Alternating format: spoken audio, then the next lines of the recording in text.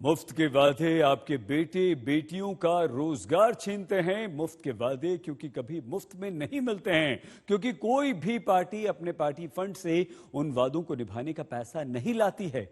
इस बात को ध्यान में रखते हुए आप दस्तक दीजिए। अब अगली दस्तक चुनावी राज्यों में बेरोजगारी के करंट की। हर राजनीतिक दल अपने शासन में बेरोजगारी घटने की बात करता है।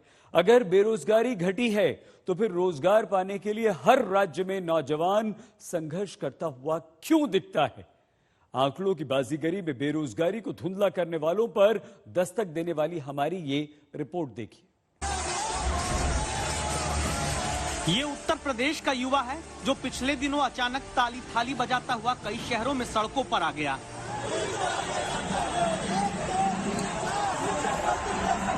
लेकिन क्यों, जबकि दावा होता है कि बेरोजगारी घट गई। ये पंजाब का नौजवान है, ये भी अपनी नौकरी के लिए परेशान है। मुख्यमंत्री की सभा में आवाज उठाने तक से इन बेरोजगारों को रोक दिया जाता है। लेकिन क्यों, जबकि दावा पंजाब में भी होता है कि बेरोजगारों की मांग पूरी कर दी गई। ऐसे में सबसे पहले जान लीजिए कि बेरोजगार किन्हें आंकड़ों में माना जाता है और बेरोजगारी दर कैसे बताई जाती है। बेरोजगार वो लोग कहलाते हैं जो नौकरी मांगने के लिए बाजार में यानी बाहर निकलते हैं, लेकिन नौकरी नहीं पाते।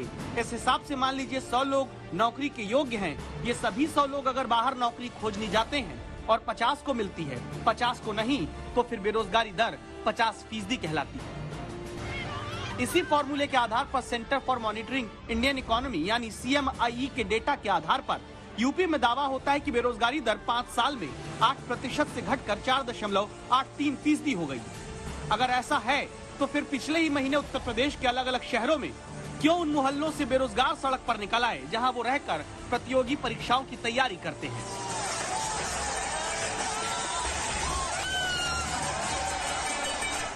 इसकी वजह बताई जाती है यूपी में अब युवा नौकरी योग्य होकर भी नौकरी के लिए बाजार में नहीं आ रहा।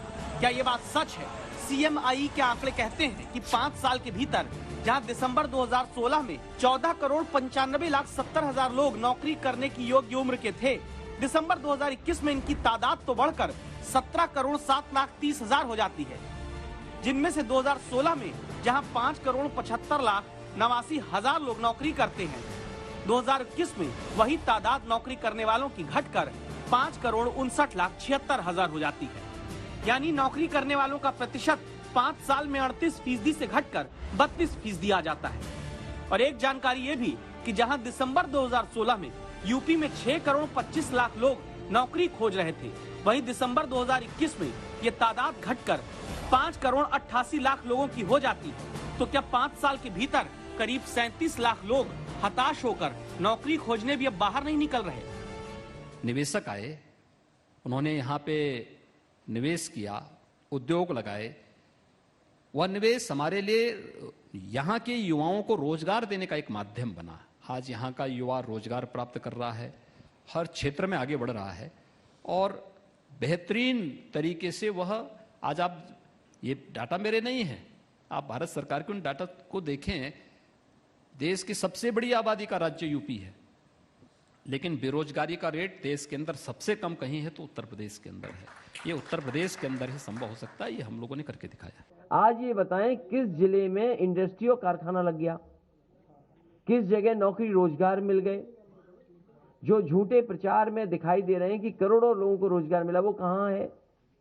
सवाल ये महत्वपूर्ण है। आज यही पैटर्न बेरोजगारी का पंजाब में भी नजर आता है, जहां नौकरी के लिए बाहर निकलने वाले लोगों को चुनावी राज्य में CM की सभा के दौरान पिछले महीने बोलने तक से रोका जाता रहा।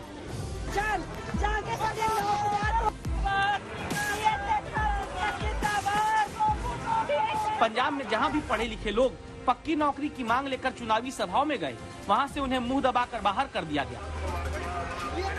पंजाब की भी हकीकत ये है।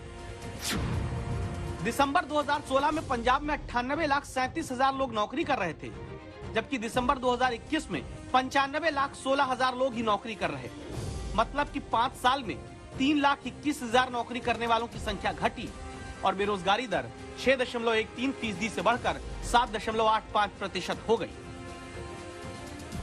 ये दोनों वो चुनावी राज्य हैं जहां फिलहाल जनता को रोजगार देने का पता नहीं, लेकिन अपने अपने बेटे बेटियों भाई बहू को राजनीतिक रोजगार दिलाने की सबसे बड़ी कोशिश नेता कर रहे हैं, जिनमें से कई तो टिकट पाकर कुर्सी भी पा जाएंगे। लेकिन क्या ये युवा ऐसे ही चुनावी राज्यों में रह जाएंगे? आज तक ब्यूरो।